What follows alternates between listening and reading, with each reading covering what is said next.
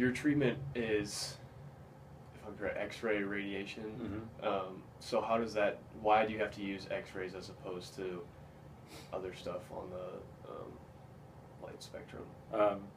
Well, you don't have to use X-rays. We can use like electrons are used instead of X-rays. We use those here. Some places use protons, or even like heavier things like carbon, things like that. But basically, what it boils down to is you need to be able to deliver energy inside of a patient, and so to do that, you need to be able to penetrate with enough energy that you can deposit a meaningful amount somewhere deep inside the patient where the cancer is. So if you were to use, the X-rays that we use happen to be ideally suited for that, and that they can penetrate the superficial layers of a patient and deliver their energy, their dose of radiation deeper. We can do it in a way that we're actually reducing the amount of dose to the healthy tissue around there. So if we were to use something, say, less energetic in the light spectrum, you would never be able to deliver your dose deeply without delivering way too much dose, more superficial. So the idea is you need to be able to get that energy through everything, through the patient. And so in order to do that, you need the higher energies that we work in. Okay, and so last time we were here, we talked a little bit about proton therapy.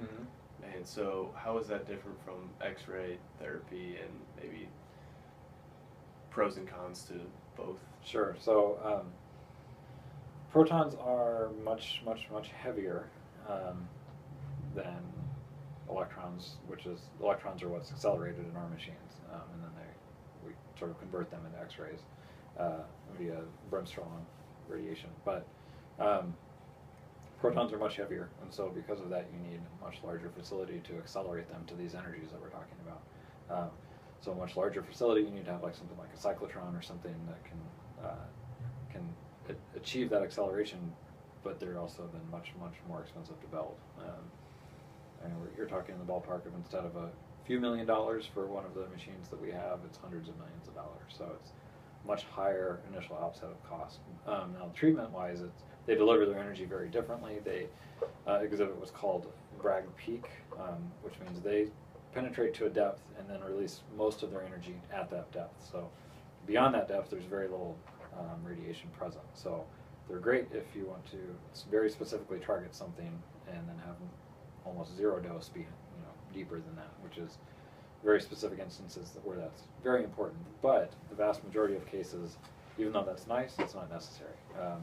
With our X-rays, we can deliver very high doses still, and still minimize the dose to everything around there, and not have that extremely high initial outset of cost necessary. What's the distinction between a high energy X-ray and like a diagnostic X-ray? One would typically get it in like an ER for a broken leg. Basically, what happens is the X-rays interact in matter in different ways depending on their energy. So the lower energy, like diagnostic energy X-rays, typically interact with what's called photoelectric effect.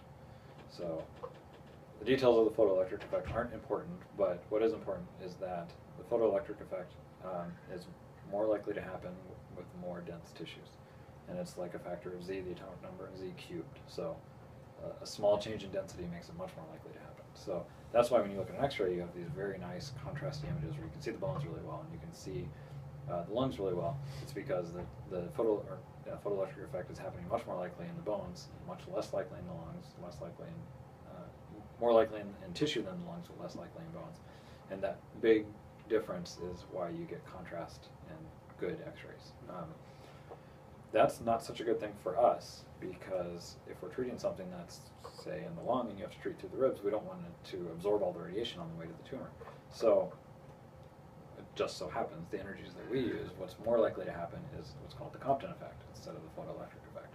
Photoelectric effect doesn't really happen much, and when you get into the megavoltage range, Compton effect happens a lot.